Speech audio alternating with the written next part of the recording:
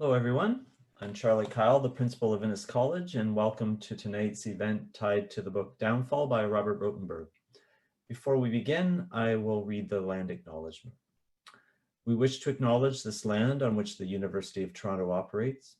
For thousands of years, it has been the traditional land of the Huron-Wendat, the Seneca, and most recently, the Mississaugas of the Credit River.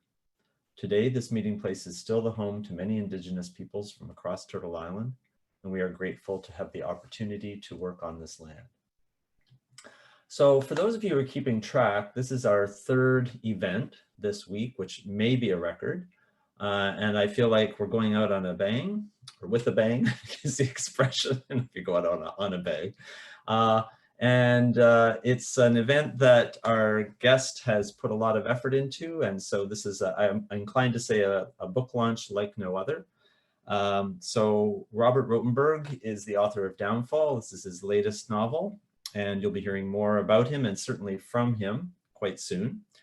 But I want to begin by saying that this is an event packed with goodies. As you know, we often have book giveaways, and we'll certainly be doing that. But there's something special that I'm going to mention at the outset, and that is Robert has graciously agreed to auction off the naming of a character who will be making an appearance in his next book. And you can see here that you can be that character. Let's hope something terrible doesn't happen to that character, but I can't predict the outcome for you. But you can put in a donation, and I expect the way this will work is that the highest donation will result in having that person having a character named after themselves. Or maybe it will be a lottery style selection. I don't know. They don't tell me that much. I just convey whatever information I have at hand. You can tell I'm getting a bit punchy already with the third event. So that's something to definitely look forward to. You can see on the screen how to make that happen. So go to it. The donation will go to Innis College. Why not? And so you can make everybody happy by participating in this, and maybe make yourself really happy by having yourself named in Robert's next book. So I think I've flogged that sufficiently, and I will now move on to my next happy task, which is to introduce our moderator. His name is David Israelson. He is also, like Robert, an Innis alum. And David is, again, like Robert, a writer, and like Robert, a lawyer, although of the non-practicing kind. He's also an editor and a consultant. He's the principal of Eon Communications and Research, which he founded after more than a decade as a senior public relations executive.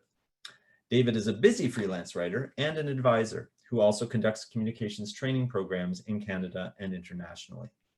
His longer works include 2 books and an academic paper on energy policy. David served as a senior writer for the Premier of Ontario and is an active volunteer board member with several not-for-profit organizations, including Music Niagara. And fittingly, he lives in Niagara-on-the-Lake. So welcome, David. It's great to have you here, and I'll let you take over the tasks at hand. Thank you, Charlie, and good evening, everyone, and welcome to tonight's Innis Town Hall with our special guest, Robert Rotenberg, author of Downfall. I'm David Israelson, as you heard, and it's great to be back here, even if it's only virtually. Robert, Bobby to his friends, and I both went to Innis together at the same time, and we have great memories. And I'm not saying it was a long time ago, but when we were there, Trudeau was Prime Minister. The other one. You can do the math. I think our tech team from Innis College even has a picture of us with our Innis hockey sweaters. I'll say this, that Bobby was one of the best Innis house hockey players. I was possibly the worst. Anyway, welcome and thank you for being here tonight with us, Robert or Bobby. I thought we should start by saying congratulations. Your just published 6th novel, Downfall, has been an instant bestseller on the Globe and Mail and Toronto Star bestseller lists, both of them. So take it away, Bobby. Tell me a bit about the old days and the book. first I want to be clear that that mustache didn't last very long, the one in the picture. You know, it really means a lot to me and to you. And just so people watching know, David and I have been best friends since we met at a preschool we went to in grade 13. And I think that's what drew us to Innis. It was kind of the rebel college. It was this old building on St. George Street. It was anything but stuffy. I got to take my first film course there. I got to take writing courses, and it really fit. And actually, what's really quite nice tonight is we're also joined by our first dean, Peter Russell. Peter, I think you're there. You want to come and say hello? Let's see if we can get him online. Sure. Peter. Now, Peter is. There he is. Hello, Peter. I just a moment to explain. I've had a nosebleed, and other than that, I'm in good shape. I look like I might have suffered a lot more, but I'm just stopping the blood from coming out. Well, Bobby, it's great to have you here. We might talk about that magic moment. You remember when Paul Henderson got that goal? Well, that's my great memory. Here I was, a first-year university student. My hair was down to about here. And I still remember Innis had this old TV, and I believe it must have been in the morning because it was in Russia. And we're watching the very famous Canada-Russia game. Yeah. And who's next to me but the dean of the college? And then Paul Henderson scores that magic goal. So not many people can say they watched probably the most famous goal in Canadian hockey history. I think so. Sitting next to the dean of the college. And Peter, I'll tell you, I remember walking out on St. George Street, and I can still see myself and just thinking, there's something really special about being here. And it's a wonderful memory. And I also have a great memory of taking Peter, who is, those of you know, was an extraordinary constitutional law writer. And there was it was really a famous course, Burns and Russell course, comparative constitutional law between American and Canadian law. I went to law school for 3 years. I have an LLM from the LSE, but that was the best law course I ever took, and it made law school a lot easier. So it means a great deal for me to be back here tonight. Very kind.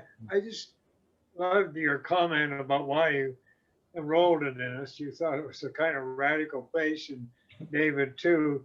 It's we sometimes underestimate how our radicalism, if that's what you want to call it, being offbeat, and attracted a certain kind of students, and I think still does, which really make given us its distinct character. You know, I was very fortunate to have parents who were extremely supportive of myself and my brothers, and we've all gone on to very interesting and unusual careers. My oldest brother, David, who just got his, I'll plug my brother, his 12th book called Act coming out. He's probably the best acting teacher in North America. And he was basically running U of T drama when I was there before he went to Yale Drama School. So I grew up with this sense of, I guess I can credit my parents with giving me confidence to try things. And that's what I loved about Innis, is it seemed like you could make your own rules. And I'm thrilled to see that that's still the spirit of the place today. Okay, David, I guess you got to ask me some questions. Huh? Thank you. I think it's a great tribute to Peter that was the best constitutional law course, and then you went to law school after that. That's right. That really says something. Anyway, I want to say I have finished Downfall already. It is a terrific book. I hate to say it, you're hearing this first. I was completely wrong about who the murderer was. So don't ask me, or you can ask me, you'll get the wrong answer. But what I liked, good news. What I liked about it was that the main, it's thematic. It has a theme of the rich and the poor in our city. And I wanted to ask you, Bobby, what led you to write about homeless people of all subjects? Well, all of my books, I try to write about what's really going on in the city. There's a book, Stray Bullets. It was about that terrible Boxing Day shooting and really the proliferation of guns in the city. This one, called Stranglehold, was about a kind of wild, out of control mayor in Toronto. I don't know if you could imagine who that was. That would never happen. No, never would happen. The book before this, Heart of the City, was about the condo building craze in Toronto. Where I live now, there's about 7 condos going up within 2 blocks. But part of being a criminal lawyer is I think you get to see both the best and the worst of the city. And I could see a few years ago that the book's not just about homelessness, it's also about the gap between rich and poor in Toronto. And, you know, David, when we grew up in Toronto, it was a very boring, middle-class, very safe city. I remember my mother taking my little brother in a stroller and leaving him outside the shops on Avenue Road and going shopping. No one ever thought of locking their front door. So They're not still there, are they? no, but now it's a tougher city, and we also have wealth that I've never seen growing up, and we have poverty right down the street from here. We have the richest and the poorest people in the city. So I just thought I always want to have a theme to the book, and that's really was the theme is about how Toronto's changed from a soft place to a hard place. I actually give that line to one of the characters.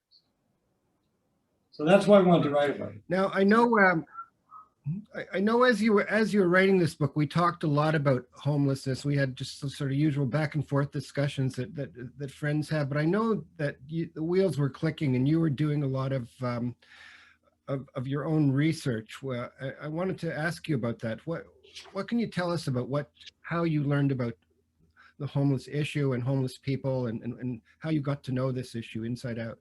Well, let's be clear. I'm not a homeless expert and I'm not a homeless advocate in any way. I don't have any political axe to grind. In fact, I think the whole issue has become too political. A lot of the research I do is just talking to people, talking to experts, talking to people who do things. Actually, this is a good lead up to one of the things which I'll tell the people who are watching. I'm not going to be reading from the book, but I've asked certain people to read from the book. So one of the people who's reading from the book is an Innis graduate. His name is John Ota. He's written a terrific book called The Kitchen. And we asked him what part of the book really struck him. So I know a lot of police officers, retired police officers. I've been to a number of autopsies. I've done a lot of murder trials. So the first clip we're going to play is about the scene in the book about the autopsy. And here comes John Ota. I think this is going to work. Robert Rotenberg, Downfall. Hi, my name's John Ota, and I really like this book. And what I like about this book is that I'm reading, and all of a sudden I find these little tidbits that I don't expect. Like walking into an autopsy. After having to notify the loved ones of a murder victim that their family member had been killed, attending the autopsy was the second toughest thing for a homicide detective to do. Back so soon, Dr. Ramos, the pathologist, said, greeting Kennicott. She was a stylish, agile woman with long, thin fingers. She had the look of someone who in another life could have been a concert pianist. Thank you for coming in on such short notice, he said. I appreciate that this is urgent. Another homeless person from the same location is what I understand, she said in her lovely accent. A woman this time, Kennicott said. We've had Adam, now we have Eve. Both from the Humber Valley, hardly the Garden of Eden. Let's have a look, shall we? She said as casually as a dentist about to examine a sore tooth. Kennicott watched as she opened up the body efficiently, cut away and scooped out the key organs, all the while narrating her actions into a small mic clipped to the top of her white coat. An assistant followed her every move, anticipating the tools she would need and preparing the appropriate jar or steel plate with which to take and store the various body parts. In less than an hour she was done, pulling off her surgical gloves, using her elbows to turn on the long-stemmed taps over the deep sink in the corner of the room, and washing her hands. Cause of death is easy, she said to Kennicott as she scrubbed away. Smack on the top of the head with a glass bottle. Lots of fragments in her hair and scalp, and the head bashed hard in the back. Robert Rotenberg, Downfall. Hey, David, before we proceed, I've already forgotten to do something. We're auctioning off 3 books, which I'm going to sign for people. So I think we're going to get the name of the first person that Rolla has picked out, and you're going to announce that.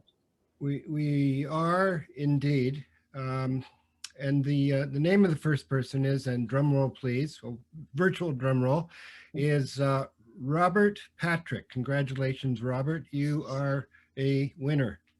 And I'll announce the other 2 winners later in this webcast. And while we're at it, whoever wins the auction, I'll also give them a signed copy. Okay. I think I'm already a character in one of the books. I think I'm a terrible character, so that's all right. And I just want to say, after that that excellent reading by John, I'm so glad that I ate dinner quite a while ago.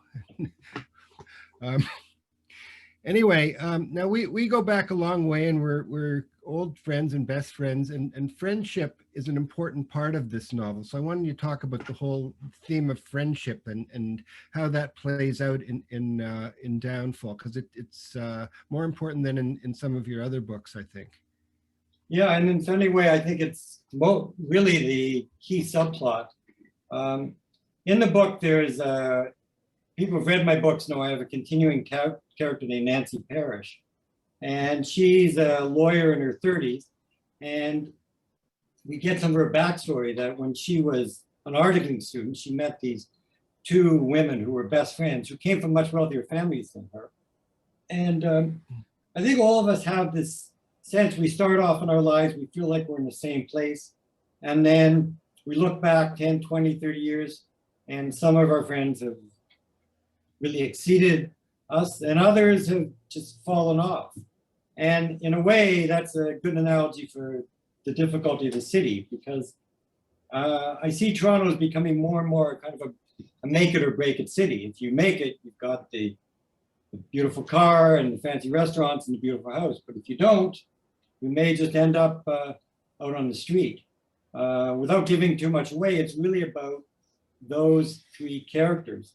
So I asked you, of all people, to do a reading of this section. So here's my great friend David reading from my book, which is pretty cool.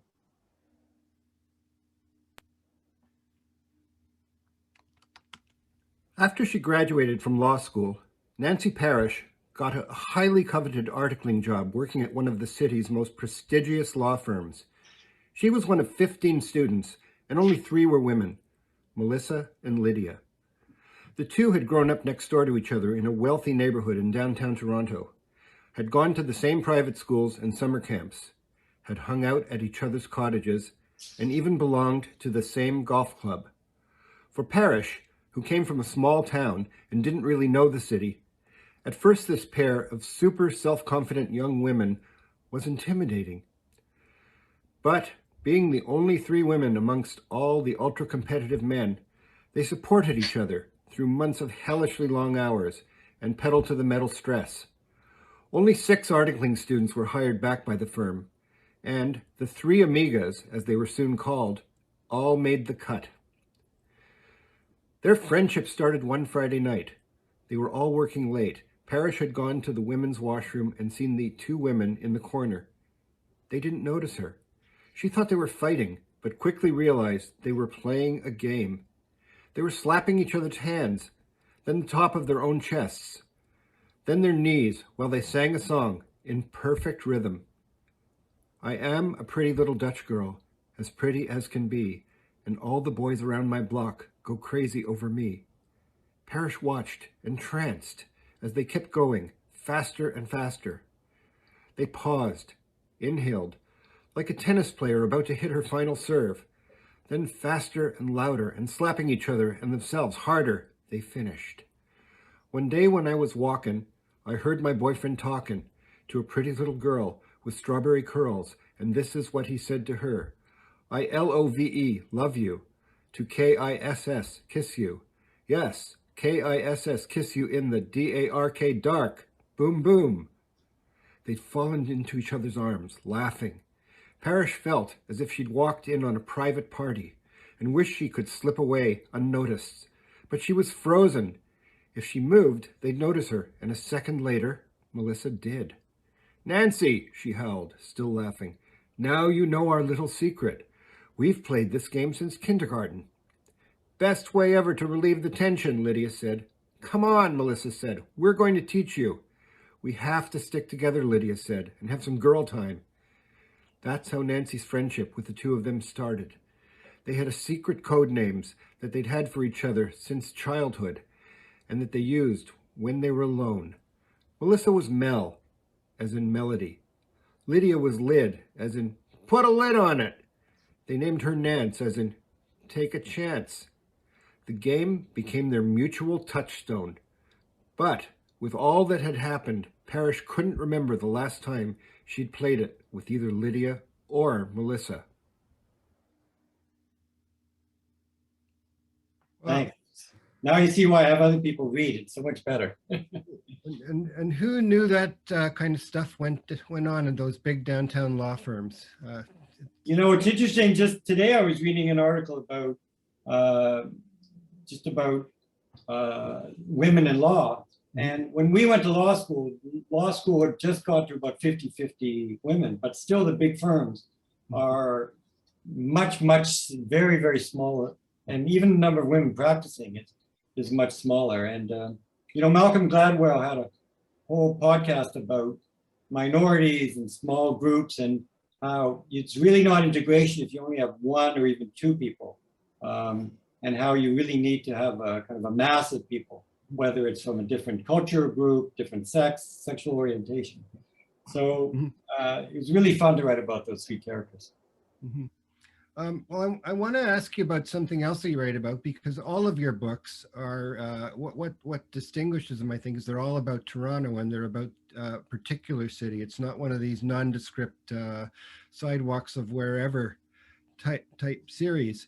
And Toronto's almost a character in your books, and I think you see the city differently than ordinary people do. So I want to ask you about that.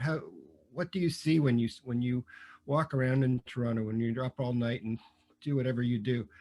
Well, you know, today actually I got a phone call. You're going to sound like a name dropper, from Peter Herendorf, who used to be the publisher of Toronto Life magazine, and he talked about my books and said the same thing. And I get letters all the time from people saying they love that Toronto's a character in the city. And he said, well, I can see your love affair with the city. And I said, well, it's not just a love affair. It's also, I get incredibly frustrated with the city. He said, yeah, I can see that in the books too. I once said, when I was interviewed on CFRB by our present mayor, John Tory, I said, Toronto's like a gifted child. It's got so much potential, but it just won't do its homework. You know, like it took 26 years to build a second subway station. But really more importantly, it's a great place to write about, because if you stand back and think about it, which is what I try and do, first of all, it's a city of sanctuary. It was a city of sanctuary for my family, your family, probably everyone who's listening to this broadcast family. It's a city of sanctuary for a lot of Indigenous people who come here. We have the largest Indigenous population in the country, right? And it's a place where people come. David Ben-Moses, one of his books, talked about a character who didn't want to go to Israel after the war because he'd seen enough parades. So it's a city where we try very, very hard to get along, and yet it's got all the conflicts of a big city. I like to say to my kids, when I was growing up here, we had no sushi. My daughter says, how could you live without sushi? On the other hand, it was a very boring place, but it didn't have the excitement that it has today. So I think it's a great place. And, you know, I always hated those made in Canada movies that were in Nowhere, USA. I think a sense of place is so much of what makes a drama work. So I'm going to play another clip that I'm very proud of.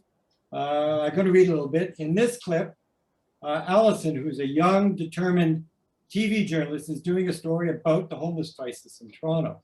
And through her eyes, we can see a lot of, she comes from England and she's kind of shocked at the poverty around what seems to be such a glassed-in, beautiful modern city. She's just spent the evening working at a soup kitchen, and now with sunset, she's walking across the iconic Danforth Bridge. I know that's not the legal name for it, but that's what I call it. I already got a letter from someone complaining about that. I've asked our mayor, John Tory, and his wife, Barbara Hackett, to do this reading. We have to introduce ourselves. Okay. This is my husband, John Tory. And you are? I am Barbara Hackett. And we're great fans of Bobby Rotenberg, and we hope his book's going to be a big success. And we're going to read from it now. Ready? Here we go. Allison and Dr. Burns started walking again. Traffic was light. There was no one else around. At the halfway point across the Danforth Bridge, there was a circular alcove that extended over the river and highway below. They stepped out to take in the view. The lights of the office towers, high-rise condominium buildings, and illuminated construction cranes sparkled across the horizon. It was stunning. There was an old-fashioned circular telescope on a stand facing south. Let's try it, she said, fishing out some coins. I hope it works. She put a quarter in and looked through the viewfinder. It was dark.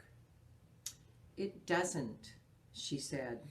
Let me see, he said, leaning close to her, their heads touching briefly.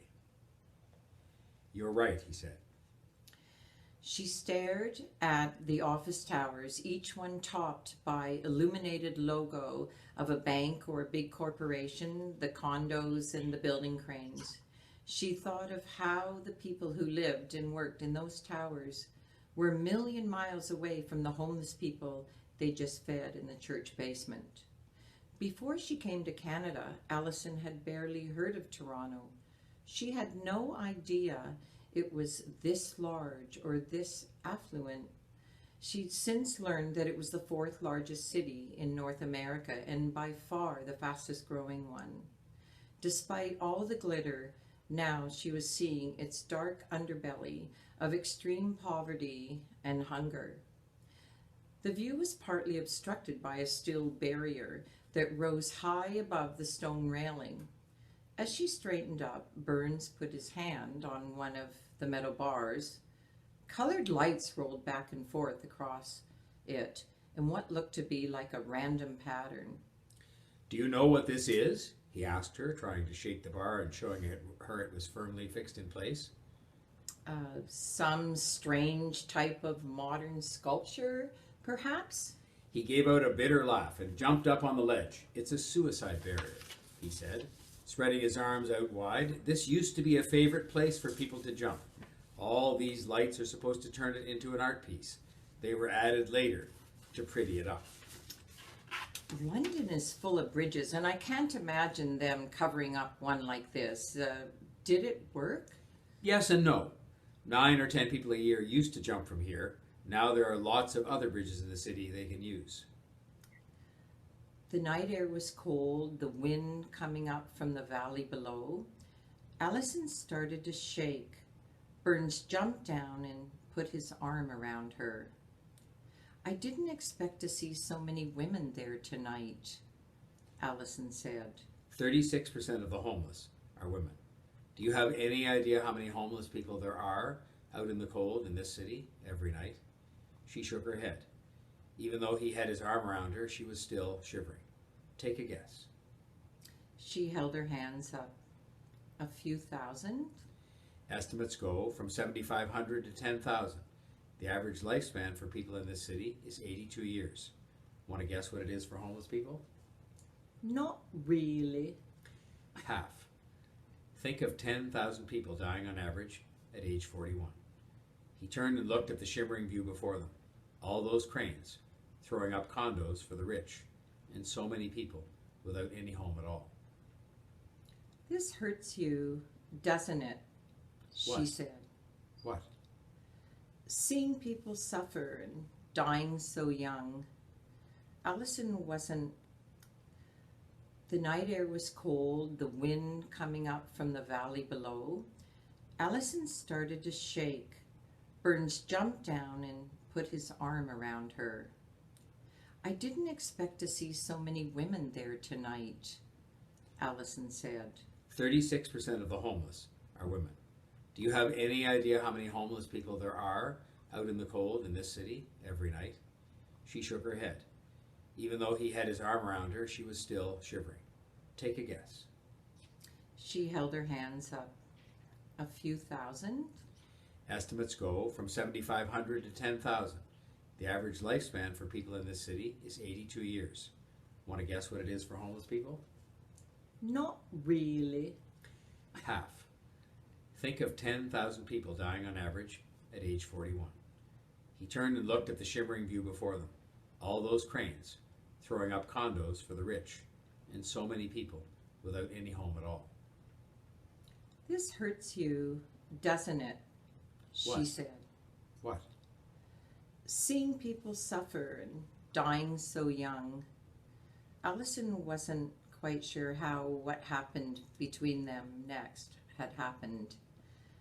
But she let her head drop onto his shoulder, and her lips lightly touched his neck. He held her closer. What little noise there was from the traffic below seemed to disappear. And then they kissed. That's all the section. And that's the word book. That's it. Cheers, everybody. Yay, Bobby We'd have Rotenberg. been prepared to do more, but that wasn't in the script. I asked him for a sex part to read, but I This is what we only got. got a kiss. Exactly. Anyway, Cheers. good luck, Bobby. Good luck, You're the Bobby. best.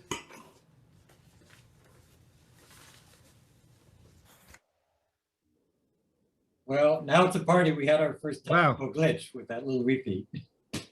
I guess we should give away our second book now. Yeah, but I'm just going to say they really do finish each other's sentences, don't they? That's right. Um, You know, okay, our second book goes to another virtual drum roll, please. I can hear it. I don't know if you can. To Merle Mcmurray. Congratulations, Merle. You are the winner of your own signed copy of Downfall, and there's one to go in this webcast. Now,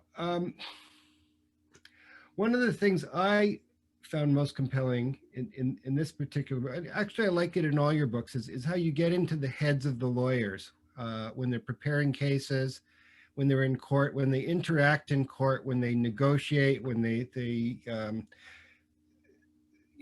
take these positions and they pose and they pretend and they fake and they, and you really pull that off in a way that I don't think a lot of people are capable of doing. So I want to know, since you're a practicing criminal lawyer, and if I go over and knock over a milk store after this, I know where to go. Right. What goes through your head when you're in court? What do you think? What, as a lawyer, like what's happening in your mind when you're there? That's a great question. No one's asked me that before. I think the art of being a lawyer is the art of storytelling. And at the moment, I settle almost all my cases because I spend a lot of time trying to figure out who my clients are. And sometimes I use the word client and character. I get a bit mixed up. If you're a client of mine, the first hour, I won't let you talk about the case. I want to find out who you were, who your parents were, your grandparents, where you came from, your marriages, your divorce, your jobs. Hemingway said you have to know 100% about your character, but only show the reader 5. And that's the same thing that I do in court. So I'm always looking at the judge's eyes. I'm always looking at their pen to see if she's writing or not, or she's listening. I see so many lawyers stand up in court and they start with the boring stuff. They say, my client is David Israelson, he's born here, he's here. I always start with an anecdote, just the way I start my books or my presentations. And I always try and get to the essence of who the person is.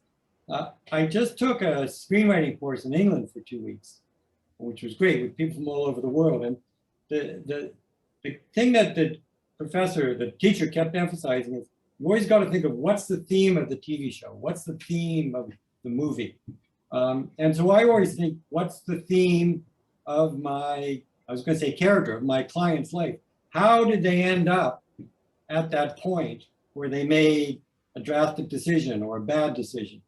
And then, as Eddie Greenspan, whose office I'm in, the late, great Eddie Greenspan, said, you spend 90% of your time on sentencing. So I have a philosophy, which is I never go to a meeting until I can get a yes. And I never go to a meeting until I can give something. So today I settled a case, which was, there's clearly no case against my client, but still I've got my client into counseling. I've got a really excellent letter. We've shown all of his good behavior. So in other words, I always go with something to give. And when I'm in court, it's the same type of thing.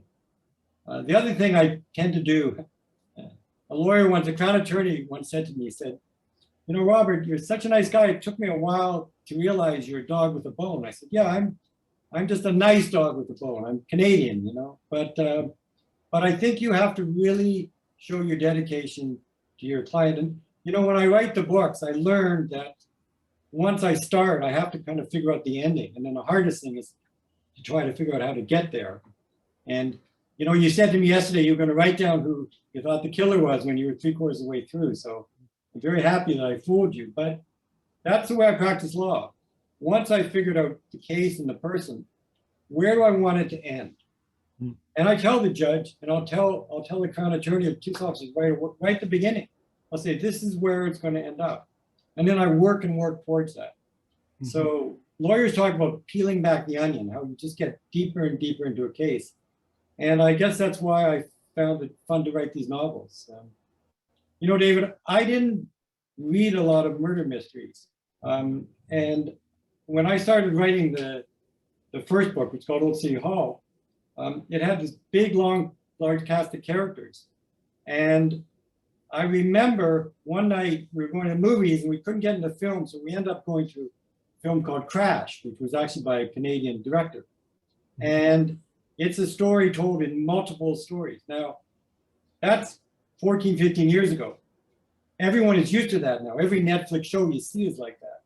But most books weren't like that. Most books were some down and out lawyer who gets a case and, you know, suddenly finds his mojo again, and he gets back his dog and he gets back his kids and everything. I found those books really, really boring. I didn't even really think, and I still don't really think I'm writing mystery novels. Peter Russell said when we were talking before, he said, your books aren't really mystery novels, they're books, and they're about the city. So sorry to go on so long, but that's how I see it. So I think being a writer has made me a better lawyer. And when I meet other writers, they say, oh, you're so lucky that you're a lawyer, because people come into your office and within half an hour, they've told you secrets that they've never told anyone in their life. So you know, I spent 10 years writing my first book that never got published. I had a lot of people read it. I had a really good agent in New York. It was kind of a Day of the Jackal kind of book. They said the plots, they loved the writing. The plot was kind of standard, but they said there was that one scene with the writer that they really liked. So as much as I tried not to be a lawyer, I spent 10 years, as you know, as a magazine editor, doing all sorts of other things, working at CBC Radio, working at a film company. The one goal in life I had was I didn't want to be called Canada's John Grisham. So, well, if you look at the cover, they call me Canada's John Grisham. So I guess you can run, but you can't hide. That's maybe a good way to put it. Be careful what you wish for not to happen. I mean, I've been trying not to be a lawyer my whole life, I guess. I want to just interject here and thank everyone who's on this webcast for attending, and I just remind everybody that you too can submit questions for Bobby, to answer, use the Q&A feature at the bottom panel of your screen, and that's open, and we'll be able to choose questions from there and have him answer later on in this webcast. Now, I understand that you have readers that go beyond Canada, even though we can't go beyond Canada now. But you have readers in a lot of different countries and in places that you might not even think that would be interested in reading a book about Toronto. So tell us about that. Well, the books are really set in the city, but they've fortunately been, especially the first few, were translated into 9 different languages. And just today, I got this email, and I love getting emails like this. Robert, I live in Northeast Iowa. As I read your books, I'm inclined to check the weather in Toronto frequently. Toronto sounds like a fabulous place to live. Hope to visit sometime soon. So, so that's really fun. I get a lot of letters from people in different places. But that leads me to, I think it's going to be the last clip we're going to play, at least for now. One of the main character in the books, his name is Ari Green. He's a detective, and his father was a Holocaust survivor. And Allison, who's that character you heard about, who Barbara was portraying, is his granddaughter. And too long to tell tonight, but Ari and his father didn't know she existed until a year before. So she's come to live from England, and her father, who she calls Yitzhak, who she calls Grandpa Y, he had lost all of his children except for Ari in the Holocaust. So I asked one of my readers from Germany to do the next reading, and so you'll hear a scene with Catherine, with Allison and her father, and it's read by Catherine Luneman. Here we go. Hello, good evening to Toronto. My name is Catherine. I live in Ulm, Germany, and I'm a big fan of the Ari Green series. My favorite book so far is Stranglehold, and now I'm really looking forward to reading Downfall. So let's start with the short part of it. Alison adored her grandfather from the moment they met at the airport, the day she arrived in Canada with her father. She soon nicknamed him Grandpa Y. His wife had died a few years earlier, and Ari was their only child. Ari's surprise discovery of Alison, his unknown daughter in England, meant that for the first time in his life, Grandpa Y had a grandchild. She couldn't even begin to imagine the horrors he'd been through in his long life. He'd grown up in a small town in central Poland. Half of the 4,000 people who lived there were Catholic, the other half were Jewish. The two groups got along without incident for centuries, until the night in September 1942, when the Nazis arrived. Grandpa Y's first wife and 2 children were murdered, along with all the other 2,000 Jews. Only Yitzhak and 1 other man survived. In 1945, when the American 82nd Airborne liberated the concentration camp he was in, he weighed 85 pounds. After 3 years in a displaced persons camp in Austria, where he met Ari's mother, they arrived in Canada virtually penniless. Despite all this, Grandpa Y was the most positive and wisest person she'd ever met. And then they had a discussion that ends with, she had one more question, the toughest one. Grandpa Y was still holding her hand. The answer is yes, he said before she could speak. Your father loved your mother. I know she loved him. You never have to worry about that. She hadn't cried since her mother died. Now she couldn't stop. Grandpa Y waited patiently. Her parents loved each other. She was conceived in love. She wasn't sure why it meant so much to her, but it did. She got up and bent over to kiss his cheek. He pulled her close for another one of his hugs. This one was tighter than ever. The Nazis took them all away from me, he whispered, his lips close to her ear. Then God gave me you. To me personally, Yitzhak is a really fascinating character. His story is very touching to me, and it's only one example for the cruelties that happen to so many Jewish people. I love how he is described as a positive person you simply have to adore. Thank you. Thank you, Catherine. Um, Quite something to hear that. You know, I can't read that myself. mhm. I just find it too emotional. Even though I wrote it, it sounds strange, but it's much better to have someone else read. Yeah, no, that was very moving. I just want to interject here that one of our winners, Robert Patrick, sent a little historic notes saying, "Thank you for the copy. I treasure my books, especially those autographed by the author. I enjoyed the ski photo with the Innis sweaters, especially the diagonal lettering. The origin of this design started in 1965 on the Innis 1 hockey team and was based on the NHL New York Rangers sweater showing Rangers on a diagonal. I think when that was designed, there were only 6 teams in the NHL too. That's how far back it goes. I think my Innis hockey sweater, I think the moths won already. So. Well, I'm bad. I keep everything. I have like all my essays and my short stories from my days in this. And I kept that hockey jersey for years. It kept getting smaller and smaller. I kept getting bigger and bigger. I know, just like the printing in your books keeps getting smaller every year. That's right. That's right. So annoying. Well, the things we're learning about Innis, you told me today that the old building used to be Johnny McDonald's house. I never knew that. That's right. Well, he wasn't prime minister when we were there, so I'll just say that. Now, when you walk away from a book, you want to leave people with something. You want to leave them provoke their thoughts. You don't, obviously want them to have enjoyed the book and come back for more when your next book comes out. But you also want to provoke and maybe inspire people. So what do you want us to walk away with after we read Downfall? What do you want us to be thinking about and talking about?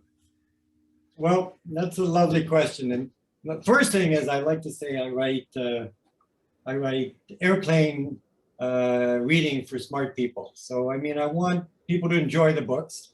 People have been writing me the last 2 weeks since, can I brag? It's been on the bestsellers list, saying, I kept them up all night or they read it in 1 sitting or 2 sittings.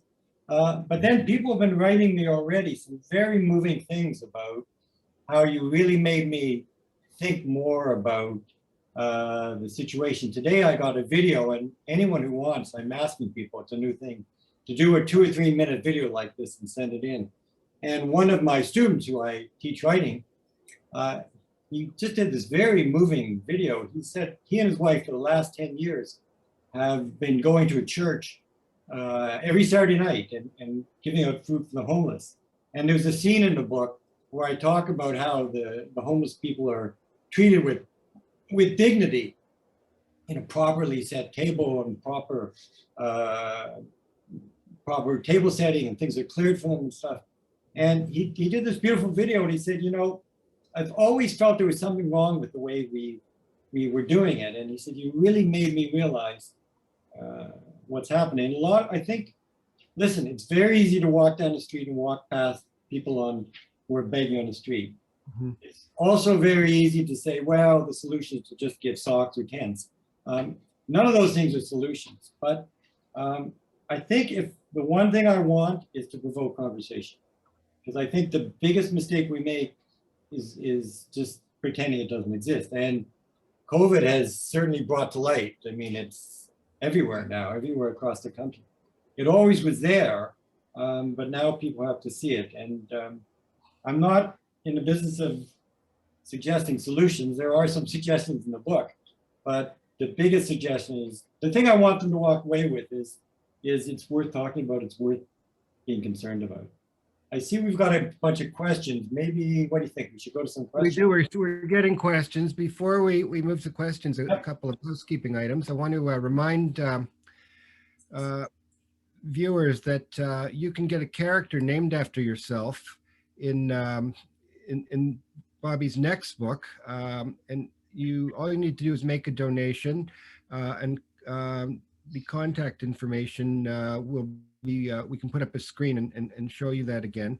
And you can be a character in the next book. So I want to, just before we go to the questions, I want to ask, it's a good time to ask, what's next for your readers? Well, What should we look next? I'm going to be careful what I say, because in fact, David, if you have the solution to this book, I'd be happy, because this book, I don't really know how it ends yet. I'm well into it, and I've got this fantastic publisher, Simon Schuster Canada, and we're back on track. I hope to do a book a year. I'll give a little hint to people who read the books. This book is a bit unusual. It's different, and it's a cold case that people have been wanting me to be able to solve since the first book. I'll say no more. Mm-hmm. And by the way, if anyone knows someone at Netflix, tell them, because every day I get an email saying, you know, when's a TV series going to be made? So let's hope one day. Let's get a few questions. Okay. And by the way, while we're doing, what about our third winner? Are we ready for our third winner? Yeah, okay. Okay, just let me announce the third winner, who is, and here comes the virtual drum roll one more time, and it is, congratulations, George McLaren. You are winner of your own signed copy of Downfall. So those, we've given away our 3 books. Now we'll move to our questions. We have 2 advanced questions, and we have questions coming in. I'm going to start with one of the ones coming in first, and we can move to the advanced questions after. This is about, it picks up on what we're talking about. You're using the city, Toronto, as part of your books. And Aaron Fenton wants to know, what are the characteristics of a Toronto novel compared to a novel that takes place in other cities? Well, maybe this will be a good excuse, and Max, maybe you could tee up the clip from Professor Chamberlain. I think Toronto novels are really about the class of cultures. You know, it's the most multicultural city in the world. And what I love to talk about is opening lines of books, and opening paragraphs. And when I teach, I spend a huge amount of time dealing with people in opening paragraphs. And so I think a Toronto book, you need to establish really early on the social pecking order that people live in, and the struggle of the city. The opening line of my very first book is, much to the shock of his family, Mr. Singh rather enjoyed delivering newspapers. And one of the reasons I think publishers jumped to the book was my publisher, Kevin Hansen in Toronto, said, you writing about the unseen people in the city. The second book, the opening line, it's called The Guilty Plea, is even for Arceli Okoye, it was too hot to sleep. In fact, I just sent that to one of my readers today who clearly had a Filipino line. Third book starts with, this is actually my favorite opening, or one of my favorite openings, the Stray Bullets. Mm-hmm. It was hard enough working in the kitchen of a donut shop for minimum wage, but having to wear a hairnet was even worse, especially since the Tim Hortons uniform they made Jose Sanchez wear was at least a full size too big. So that's a long-winded way to get to the clip that's being read by Professor Ted Chamberlain. Now, Max, before you put it up, I love studying English and writing at U of T, and my favorite professor was Ted Chamberlain. And here's a little vignette I've really not told before. One day I kind of dashed off an essay about Keats, and he's a very sweet man, but he looked me in the eye and he said, Bobby, it's too easy for you. You have to work harder. So I mentioned that before, but what I've never really told people is that really instilled in me the inspiration. And about 20 years later, I remember I was taking my first 2 children on a Halloween, and we opened the door, the house I'd never been in, and he opened the door, and I actually hid. I didn't want him to see me because I hadn't done the work yet. I hadn't written the book. And so years later, when I finally got Old City Hall published, I sent it to him, and he was back in Toronto, and we got together, and I showed him that essay, and I told him how much his inspiration had meant to me. So it's maybe going full circle back to Innis and U of T. Professor Chamberlain, I still call him Professor, I can't call him Ted, has done this clip. He's read the opening just before we play it, the opening. Now, I always say to my readers, after the first 2 or 3 paragraphs, are you in or are you out? Now think about, you're asking about a Toronto novel. What do you have to establish? You have to establish setting, you have to establish character. Character has a lot to do with family. You have to establish some kind of action. You have to establish drama. And in Toronto, you want to establish some kind of dynamics of what's really going on for people who live in the city. So, Max, if you got it set it up, can you play the clip of Professor Chamberlain? Because the subways in Toronto didn't run early enough in the morning, Jemba Roshan had no choice but to ride his bicycle to work. His wife, Babita, was not pleased. In Canada, it is dark in November, and you don't even have a light, she'd said when he was getting dressed to leave. She was right, of course, but what else could he do? They needed to buy diapers for the twins, and the rent on their 1-bedroom apartment was due in a week. I promise that I'll be careful, he told her as he was rushing out the door, but she'd refused to kiss him goodbye. In 7 years of marriage, she'd never done that before. A week earlier, the weather had turned from breezy fall temperatures to freezing cold. Yesterday, there'd even been a heavy early snowfall that had blanketed the city and closed the airport. Last winter, when he felt this kind of chill for the first time, Roshan had rushed out to the Variety Village at the nearby plaza and bought a used ski jacket. It wasn't warm enough, and now he wore as many layers underneath it as he could.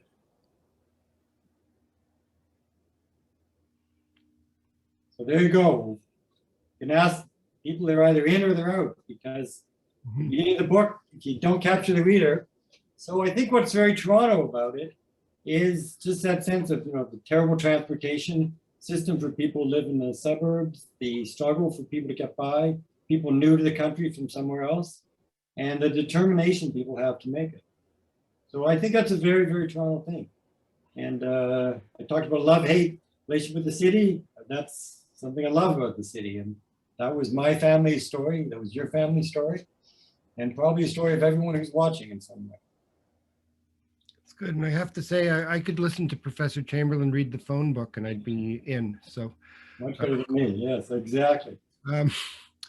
Anyway, here's a question from Mary Getzma, who says, how do you choose the title for your novel? And was that your choice or the choice of your publisher? I think it's a great title anyway. So, yeah, the word just came to me, and we talked about the 3 amigas, and thank you. I'm very, very fond of the title. Some authors have like always a 1-word title or something. Early on, I thought I would have every title start with the defendant, the this, the that, but that didn't really work. The only title that we've had a bit of a, I choose all the titles, but the book Heart of the City, I want to call it City of Cranes, as in building cranes. But the publisher was concerned that it would sound like a book about birds. So it's Heart of the City. I would say of all the titles, that may be the one I like least. The other ones I'm very happy with. It's interesting because Old City Hall is a courthouse, and the Guilty Plea was kind of a legal title. But you can see after that, the books have kind of strayed away from just, I didn't want to just be writing courtroom dramas. And someone once said they liked my books because there's one nice little murder, and then detectives just, it's very clean, and then the detectives are figuring it out the rest of the way. Well, you can hear from what John read at the beginning of this that the books have gotten a bit darker. Although, David, I have a problem, which is I have a problem really writing bad guys. Like even my bad guys, I tend to make kind of nice or good. And That's because you're Canadian. But well, I think it's because I'm Canadian, I'm a middle kid, and I'm a nice Jewish boy. So as my agent said, well, I'm doomed, you know. But I think that's also why I do in my law practice. Even when I have my murderers, I always find something interesting or real about them to talk about. And I think that's more interesting. I never like, you know, just black and white characters or one-dimensional characters. Get another question. let's segue into a question from Emily, which relates to that. It says, when and why do you disguise characters' identities? Because obviously, they're, like I recognize a lot of the people in your books are bits and pieces of people, right? I'm not quite sure. Does she mean like the characters throughout the book or who they are as real people? I think that that's up for grabs, and you can decide how you want to answer that. But I want to be really clear. It's not a roman clef. I'm not writing about any person who I'm disguising. Although I did write about a crazy out of control mayor. I'll give you that. But most of the characters are just kind of an amalgamation of different characteristics I've seen. The judges I write about, I tend to kind of, if you're a criminal lawyer in Toronto, you kind of have an idea who I'm writing about because I kind of have a lot of fun with them. Yeah. There's one judge who went to an Ivy League college, and she was a fantastic judge. I loved her, but I used to say before I went in, I'd say to the Crown Attorney, let's do an over-under, how long it's going to take in our discussion until she mentions the word Harvard. It'd usually be about 5 minutes. So I threw that in for one of the judges. But they're really more kind of, I think the characters are very real to people. In fact, someone just wrote me, she said, I'm going to really miss these characters. I want to find out what happens to them next. And that's, now I do have a few, I started putting a few real people in the books, which is kind of fun. There's a coffee shop up the street that I go to called Fahrenheit. Yeah. Put the owner in, and there's a great diner called the George Street Diner. So I put Ash in. So that's kind of fun to put a few real people in. But you asked me a long time ago about research. I make sure every little detail that I put in the book, I get right. And then, of course, I get emails from clients, excuse me, readers, not clients, there you go, telling me the mistakes I've made. I've already found out 3 little mistakes that I've made. I won't tell you what they are. Yeah, if I had a nickel for every mistake I've made. This is sort of I know you don't like writers and technical questions that much, but this one's kind of interesting. It says, someone says, I love your books, and I've read all of them, appreciating the details about locations. Have any of the owners of the buildings or offices that you describe ever objected to being portrayed in a somewhat negative manner? No, and I never, ever, except for those last 2 people I mentioned who are friends, I never go back to a place. For example, there's a Portuguese bar that I use in a lot of the books out on Dundas Street West.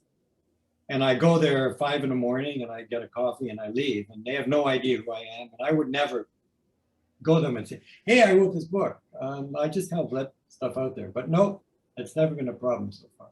So you're forsaking the opportunity for free coffee. Yeah, but if you read the books, you know the croissants are too hard. Yeah. Yeah, but you're probably much less nervous because of that too. So that's good. We'll have a couple more questions, but one of them is Ellen Nash wants to know, will we ever learn who killed Daniel Kennicott's brother? What's the next question? I'm going to take the 5th on that one, okay? You know, it's great having an ongoing subplot, and I get asked that all the time. So it's part of what drives him. Let's just leave it at that. Yeah. This is kind of a tough question, and I apologize in advance for asking because it's a little bit difficult, but it's since you're quite passionate about the issue of homelessness, do you have any idea what to do about it? Well, thoughts? I mean, I don't want to seem like I'm ducking the question, but what I really don't want to be is you know, I'm not proselytizing about what should be done or not. If you read the book, you can see I've given different characters different comments about it. I mean, when you can see a country like, well, here's one of the things that I'm happy to talk about. On the one extreme, we have Finland, where they made a gigantic commitment and a financial commitment to house, not just house, but to support homeless people.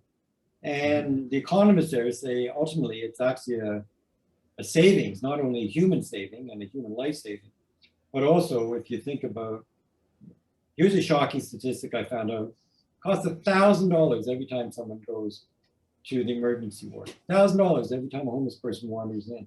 And I see every day the costs of in courts and in crime and stuff. And then I think on the other extreme, you have what we see, the kind of chaos in Los Angeles and San Francisco, where it's a situation that just seems out of control. And I think Canadians are, especially, you know, we're in the middle.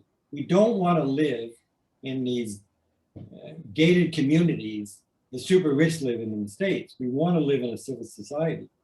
And yet, we also want Toronto to be this great, prosperous city.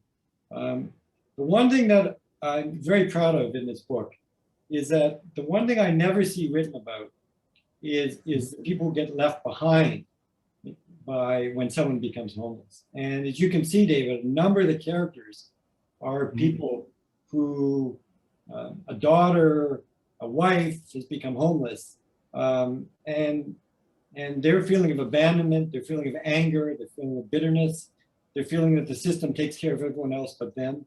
I see that a lot. I see a lot of grandparents raising grandchildren because the son or the daughter has become a drug addict. I've had a number of my clients die of fentanyl. I've just found out about another one the other day, and I see the despair in the parents. And that's something that never gets talked about. And in fact, a lot of the book is about that. And so I think that maybe when you ask about what people will come away with, I think I want them to, you said to me, when we talked about this, it's a complex issue without a simplistic solution. Sometimes you feel like you say do something and somebody says, okay, what? And you don't really have an answer.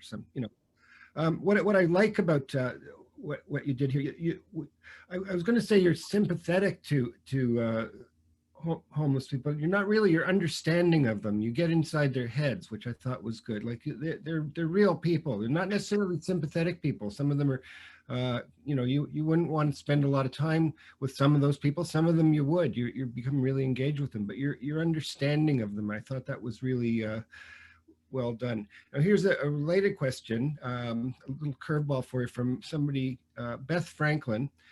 And she says, as a male author, you portray the complexity of the life experiences of women with sensitivity and intelligence. What is your process for learning and understanding this strange landscape? So over to you. Well, that I consider a tremendous compliment.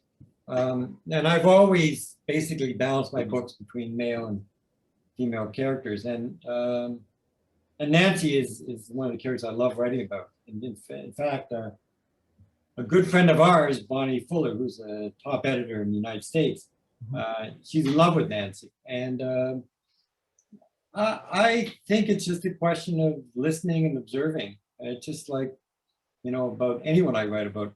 Listen, my family came over here in the 1890s. I wasn't a child of a Holocaust survivor, and yet my main character is a child of a Holocaust survivor.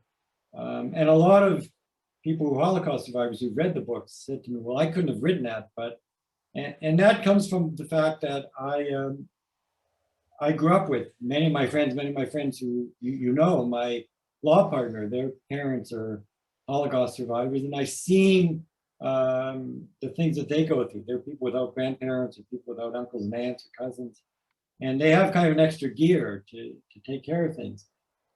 Also, David, you know my mother very well. My mother, it's funny because my brother and I, we talk sometimes about where this writing impulse comes from. And I think it comes from her because she was the kind of person, even though she had 4 boys, she really understood people. She would talk about, I'll give you an example. I have a cousin who is single, a very attractive, kind of shy woman in her 40s. And my mother said one day, well, I won't say her name, but she says, I think, you know, one day she'll meet a lovely man who's widowed and she'll be a great stepmother. And that's exactly what's happened in her life. And my mother had great friends, and I don't know, I just have always, my father was extremely supportive. My mother went back to U of T in 1962 when women didn't do that to finish her degree. And it's actually funny, you just remind me of something. My father was a doctor, but he was an extraordinary radiologist, but he wasn't really interested in medicine. He was interested in law and politics and history.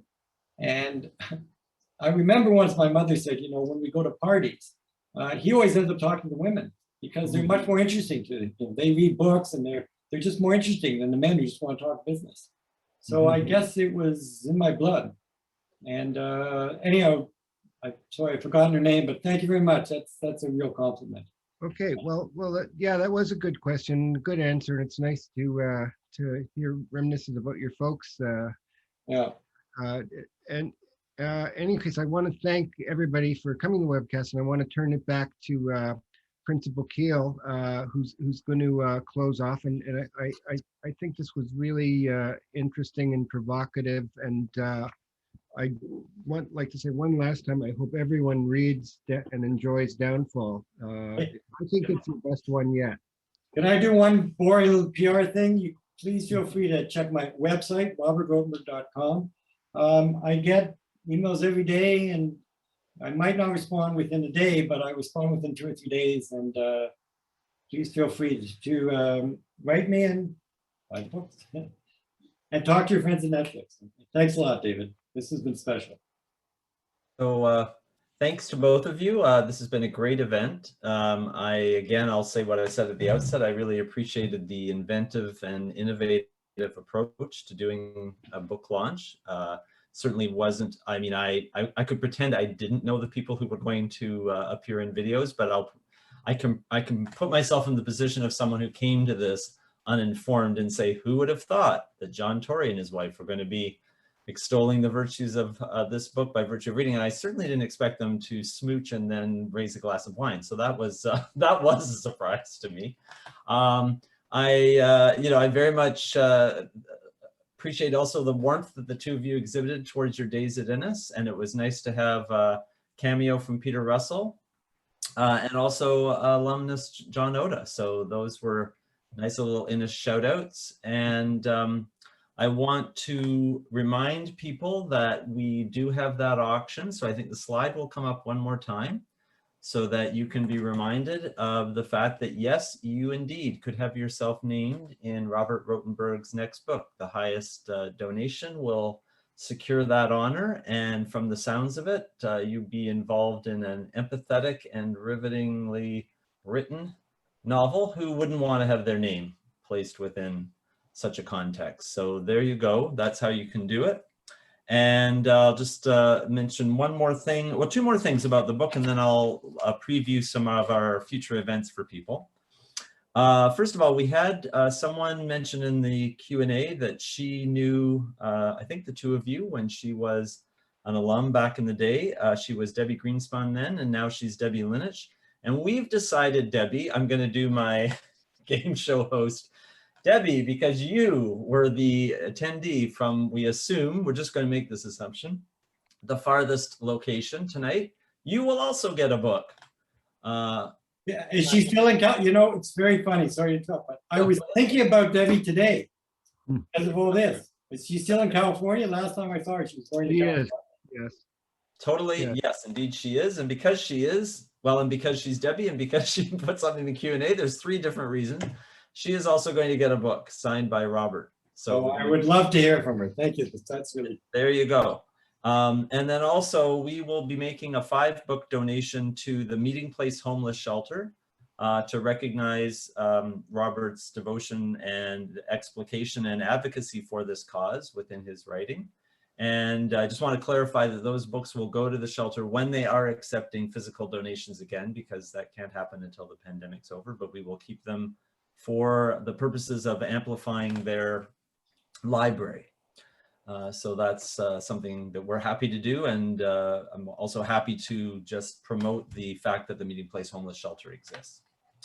So thanks again to both of you and to everyone who came. I will just now make brief mention of the events we have coming up. On March 1st, we have a screening event for the Canadian Film Forum of Blood Quantum with director Jeff Barnaby, and that will be moderated by Peter Kaplowski, who is a CSI alum. March 4th, we have another book event centered on the book How to Pronounce Knife with the author Suvankam Thamanvongsa. For those of you who aren't aware, the latest Giller Prize winner.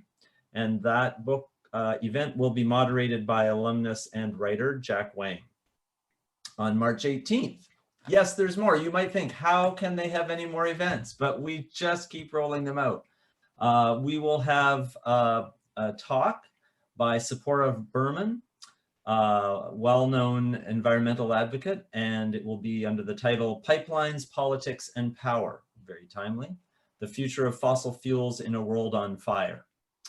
And on April 15th, we will have an urban studies event on the future of cities with, among others, it will be an all-star cast of Innis alumni, but it will include City of Toronto planner Greg Lintern and moderator Rahul Bardwaj. So there you have it. We've got so much coming. We've done so much. They said it couldn't be done, but we just keep moving ahead with these virtual events. And I, for one, am grateful for those who are volunteering their services for these events. And I want to thank our events crew, which tonight includes Rola, Francisca, Hannah, and Jimmy and Max. So with that, I don't know, Robert, do you have a last word? Well, the only last word I want to say is the scholarship, the money I want specifically to go to a scholarship for someone in need of financial assistance, because really the way to change society is to open it up in every way and to make everything available to everyone. So that's what we'd agreed. I don't think we explained that. So if you're thinking of a donation, think of helping someone who's going to really benefit the way David and I did. We will ensure that that is the case. Worry not. So be generous and also self-interested at the same time, because you could get your name in Robert's next novel. So it's like, it's perfect. So thanks again to everyone for coming. Thanks to David and Robert, and I wish you all a good evening. Bye-bye. Bye. Bye. Thank you.